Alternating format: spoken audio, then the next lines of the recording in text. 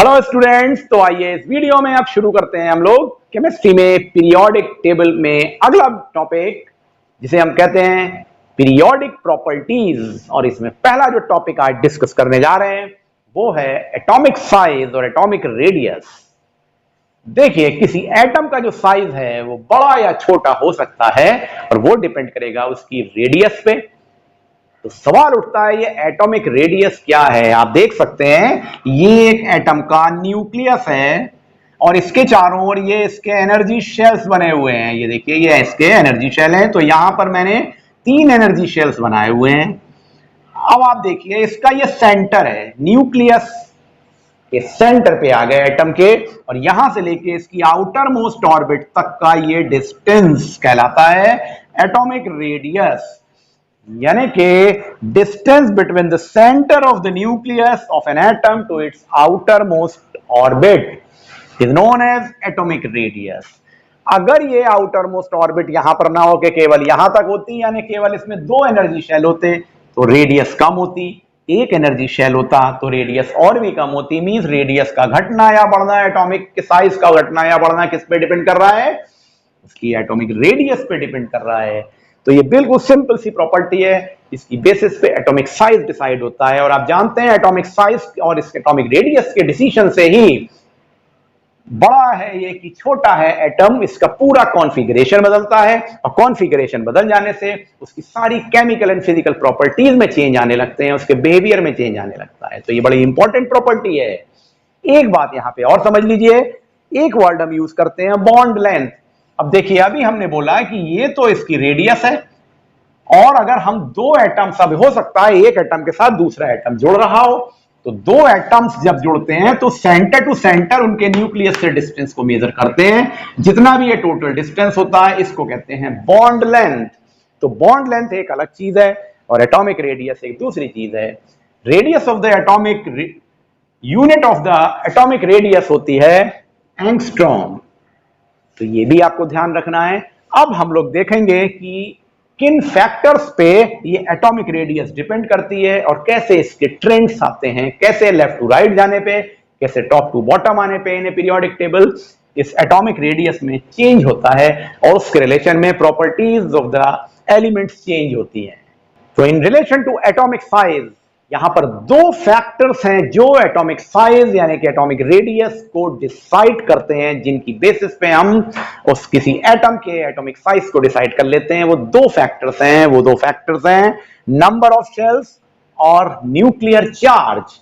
हमें इन दोनों के कंपैरिजन में पढ़ना होगा, नंबर ऑफ शेल्स और न्यूक्लियर चार्ज। जैसा कि अभी हमने बताया था कि नंबर ऑफ शेल्स ज्यादा या कम होने से एटॉमिक साइज कम या ज्यादा होता है, नेचुरली ऐसा होगा। लेकिन साथ में एक फैक्टर और है जो एटॉमिक साइज को कंट्रोल करता है along with this number of shells.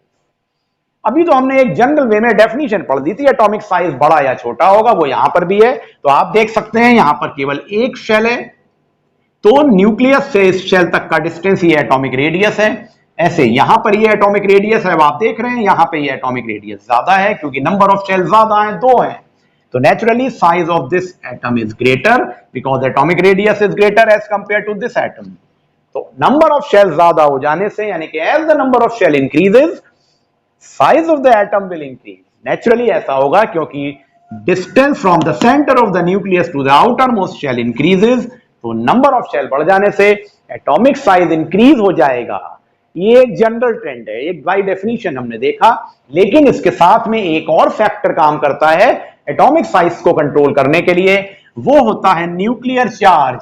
आइए अब उसका भी डिस्कशन करें और उसको समझने की कोशिश करें, और फिर ये देखेंगे कि न्यूक्लियर चार्ज और नंबर ऑफ शेल आपस में कैसे कोरिलेट करते हैं, किस सिचुएशन में कौन प्रीडोमिनेट करता है, और उसी से फाइनली डिसाइड होता है कि कितने बड़े साइज का एटम होगा।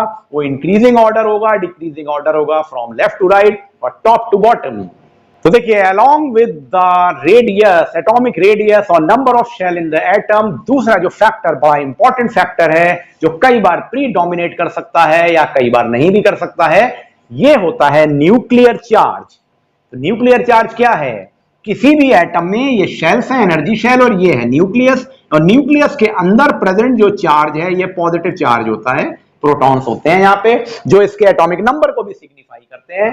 तो ये इसका न्यूक्लियर चार्ज कहलाता है। नाम से पता लग रहा है न्यूक्लियर चार्ज। तो nuclear charge of an atom is the positive charge on the nucleus of an atom which is equivalent to atomic number of element, यानी कि नंबर ऑफ प्रोटॉन देयर। अब देखिए यहां पर एक इलेक्ट्रॉन है, अगर ये पॉजिटिव चार्ज कम है, और ये तो नेगेटिव चार्ज है ना इलेक्ट्रॉन पे, तो अगर ये पॉजिटिव चार्ज का अफेक्ट कम है यानी न्यूक्लियर फोर्सेस कम है, तो ये दूर को भागेंगे, यानी एनर्जी शेल स्प्रेड हो सकते हैं, ये क्लाउड की फॉर्म में होते हैं। लेकिन अगर ये बहुत स्ट्रॉन्ग पॉजिटिव चार्ज होता चला जा रहा है, तो ये इलेक्ट्रॉन या नेगेटिव चार्ज जो आउटर मोस्ट शेल के इलेक्ट्रॉन है, ये इस तरफ अट्रैक्ट होंगे स्ट्रॉन्ग फोर्स ऑफ अट्रैक्शन से, यानी these electrons get attracted towards nucleus positive charge की तरफ। तो क्या होगा, जैसे जैसे ये न्यूक्लियर चार्ज इंक्रीज हो रहा है, outer most electrons, outer most shell के इलेक्ट्रॉन अंदर की ओर अट्रैक्ट हो रहे हैं विद द स्ट्रॉन्ग फोर्स, तो नेचुरली ये कंडेंस होने लगेगा, सिकुड़ने लगेगा क्लाउड। तो ये शेल्स नो मैटर। अब देखिए, अभी मैंने आपसे बोला था कि अगर मान लीजिए ये दो शेल्स हैं तो साइज बड़ा है ना, ये दो शेल्स। अब ये भी हो सकता है कि यहां पे तीन शेल हो तो साइज और बड़ा है, इट्स ओके। लेकिन तीन शेल हैं, चार शेल हैं, लेकिन अगर ये स्ट्रांग हो गया, बहुत ज्यादा स्ट्रांग हो गया फोर्स, तो ये शेल सिकुड़ जाएंगी। तो no matter number of shell ज्यादा हैं, नंबर ऑफ शेल ज्यादा होने पर भी अगर ये स्ट्रांग हो गया फोर्स ऑफ अट्रैक्शन यानी न्यूक्लियस का पॉजिटिव चार्ज, तो ये electrons of that outer most shell will come towards positive charge, तो साइज कम हो जाएगा, यानी कि atomic size will decrease. Means if the nuclear charge increases, the electrons in the outermost shell are attracted more towards the nucleus with increasing force, ये ध्यान रखिएगा, तो एटॉमिक साइज डिक्रीज हो जाएगा। इन दिस वे हमने देखा कि दो फैक्टर्स आए, एक आया नंबर ऑफ शेल्स कितनी है, ज्यादा नंबर ऑफ शेल है तो इन जनरल हम कहते हैं कि नंबर ऑफ शेल ज्यादा होने से एटॉमिक साइज बहुत बड़ा हो गया।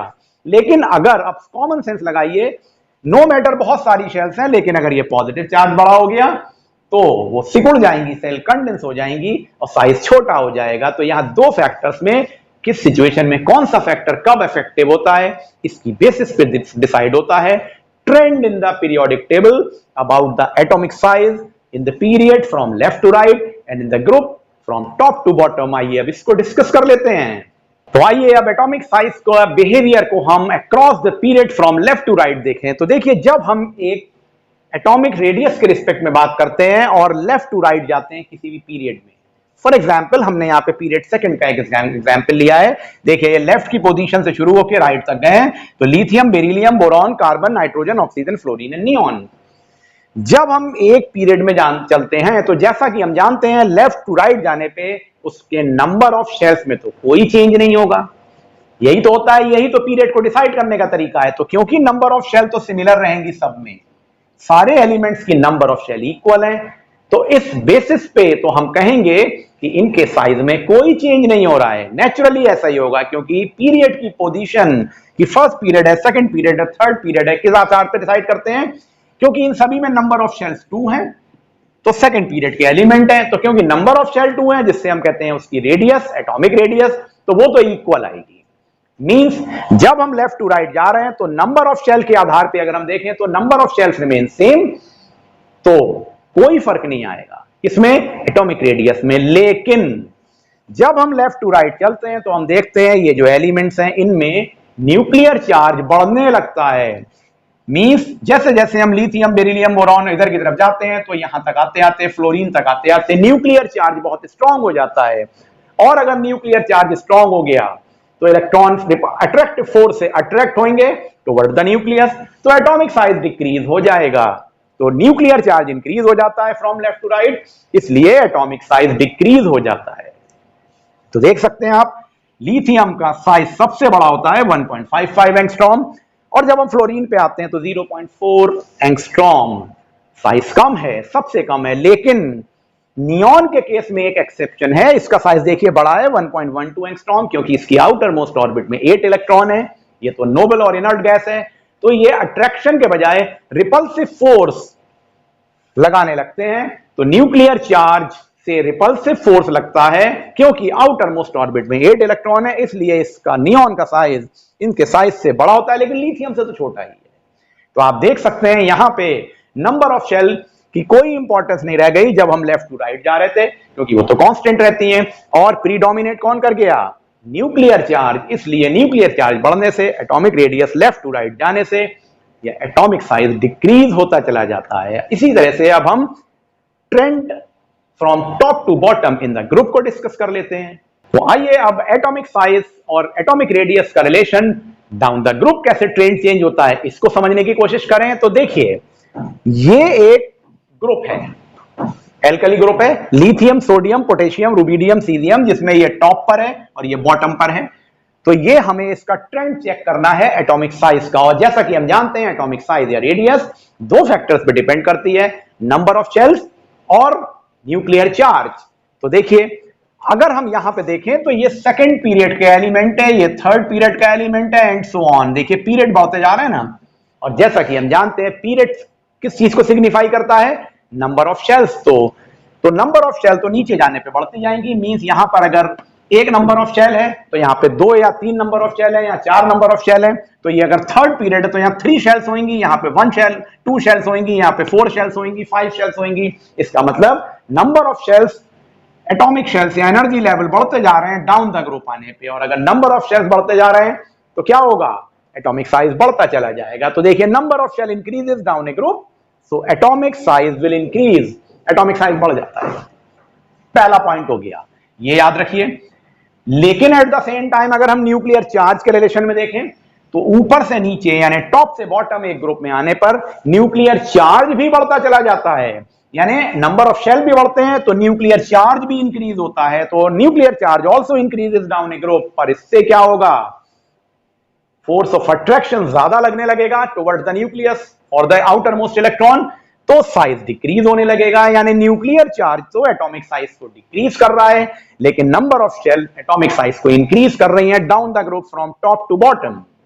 लेकिन इन दोनों में एक अफेक्ट प्रीडोमिनेट कर जाता है और वो होता है नंबर ऑफ शेल्स का अफेक्ट। न्यूक्लियर चार्ज प्रीडोमिनेट नहीं कर पाता है। मींस नंबर ऑफ शेल्स, जो नंबर ऑफ शेल्स वाला फैक्टर है, ये फैक्टर न्यूक्लियर चार्ज के फैक्टर पे डोमिनेट कर जाता है। तो जब हम ऊपर से नीचे आते हैं एक ग्रुप में तो एटॉमिक साइज अल्टीमेटली इंक्रीज होता चला जाएगा। तो when we move down a group, what is the trend in atomic size? Nuclear size increases because number of shells are increasing, and number of shell का increase होना predominate कर रहा है increase in the nuclear charge. I think आपको यह बात बिल्कुल अच्छे से समझ में आ गई होगी। ये ट्रेंड को याद रखिए। इन दिस वे बच्चों, इस वीडियो में हम लोगों ने periodic trend of the properties in relation to atomic size को पढ़ लिया। नेक्स्ट वीडियो से हम लोग अगली प्रॉपर्टी पर आएंगे, आयोनाइजेशन पोटेंशियल। Thank you.